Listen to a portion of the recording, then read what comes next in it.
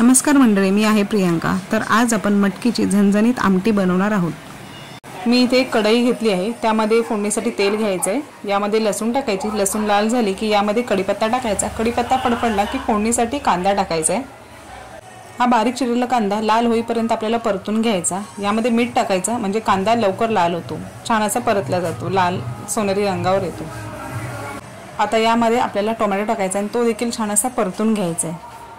यामध्ये पाव चमचा हळद आणि घरातील मी मालवणी मसाला टाकला आहे, हा देखील तिखट आहे। तर हा आपल्याला 3 ते 4 टेबलस्पून घ्यायचा आहे। आणि यामध्ये काश्मीरी मिरची पावडर टाकणार आहे, जेणेकरून आपल्या मटकीच्या आमटीला छान असा कलर येईल। आणि यामध्ये आता मी भिजवलेली मोड आलेली मटकी आणि बटाटा टाकून छान असं परतून घ्यायचं आहे आपल्याला।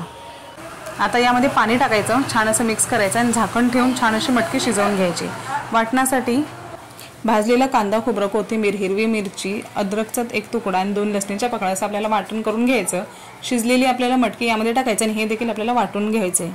मटकी बटाटा शिजला की आपल्याला यामध्ये जे आपण वाटून घेतले ते यामध्ये टाकायचं, पाणी टाकायचं, मीठ टाकायचं आणि छान असं मिक्स करून घ्यायचं। वरतून ओली कोथिंबीर टाकायची आणि छान अशी आपली मटकीची झणझणीत अशी आमटी तयार आहे। तुम्ही पाहू शकता, खूप छान कलर आला आहे।